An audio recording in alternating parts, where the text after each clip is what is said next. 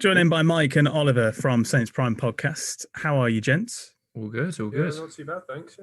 Excellent. Right. Oh, sorry. Oh my God, you're worse than the commentators. At least the commentators. I was going to mention that. Yeah. I was going to mention that because the last time you were on our podcast and we were talking to you, you said that we were due at 9. Yeah. And you're only a couple of months late, in all fairness. At least the commentators wait about 20 seconds before they start bringing it up in our game. Yeah, straight in with the hurt. Get it out of the way. All right.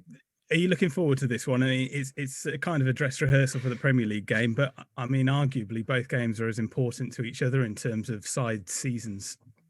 It's true. I mean, we had it was weird because we had the exact same thing with Arsenal, where we played them in the Cup and then played them in the league straight after. So it's kind of a strange one, but we went all out for the FA Cup. Arsenal kind of did a rotated team. We beat them. And then in the league, Arsenal basically played a full strength side and kind of just ran us off the park, basically. So it'd be interesting to see how he plays it because it looks like league form is really poor at the moment. So depends which one he favours. But I don't know, Mike, do you see him going like all out for Cup as well as the league? Or is the I league don't think we really have a choice. I think we've got 10 injuries at the moment to first team players. We've got some coming back, but I don't think we really have a choice of rotating. If we're rotating, we're basically playing the under 18s at this point. We don't have a lot of squad depth there. James Ward-prowse, I think somebody said, has he got the best right foot since Beckham in terms of English players? Would you agree with that, Oliver? It's getting close. I don't know. I think Beckham has put like more free kicks in, but it's like our free kicks are just, it's amazing how like 25, 30 yards out, we're still like, yes, it gets them on target every time and stretches the keeper. It just adds that bit of panic, and it's just nice to watch that we've got that. It does mean we don't score many goals in open play. It's either corners from like Vestergaard, Ward-prowse free kicks, or like dead ball situations. So actually scoring in play, if you can just not foul us or give away corners, you'll probably actually be all right. But for some reason, it's free. Everything he hits at the moment is hitting the back of the net. It's brilliant to watch. Harry, any questions? Yeah. So, lads, last time we spoke to you, I remember being really worried about the fixture. I'm looking at your form. You've lost the last 4 in the Premier League.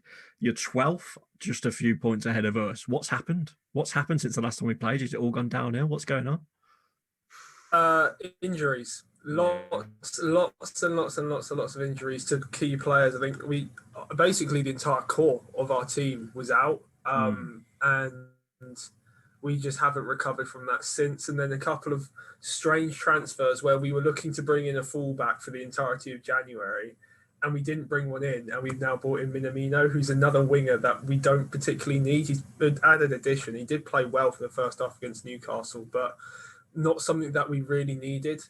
And with everyone getting injured and just forms just tailed off, we played rotated sides. We had to play under 18s, and then we've had another 9-0, which was so unexpected.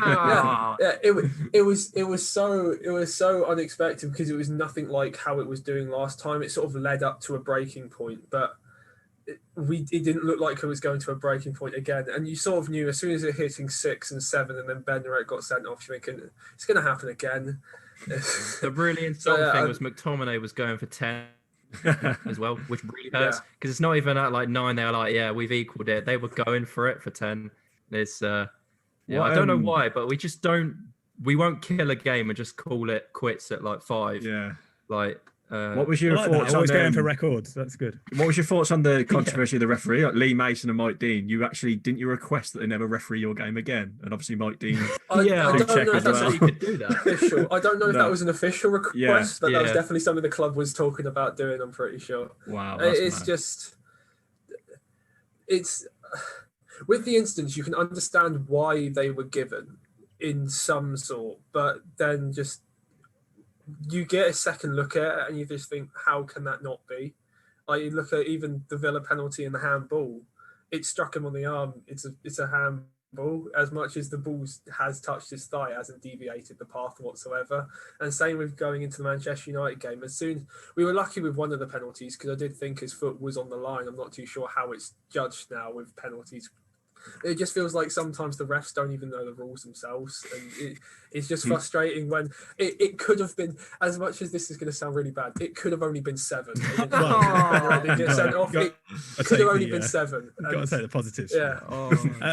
Ollie, I'm going to ask you for a score prediction. Oh God. For which game? Both. Yeah. I think we'll try and keep it tight for the FA Cup game, and then probably try and. So maybe 8-0. 8-0. I'd be happy with. I don't know. It depends if you want me to go with my heart or my head, but I think it'll be a narrow. I think we might lose in. Would you? I take it you'd rather win the FA Cup game, right, than the league game. You'd rather get through to the quarterfinal, surely. Yeah, maybe it give at least the team something to get up for, because it kind of another kind of mid-table finish would just kind of, it wouldn't keep the players we're trying to keep, and it wouldn't, like play teams like Ings, like Hassan, who's at the start of like really good form, he was like, score some more goals and we might be able to get Champions League. It's out the window now. Like if we don't have a kind of factor to keep these players, they will just go. Like Danny Ings was apparently like on the short list for Man City. Like he's going to go there any time over us. Like I know we're his boyhood club, but you got to get managed by Pep Guardiola and basically have a pretty easy shot at winning the league.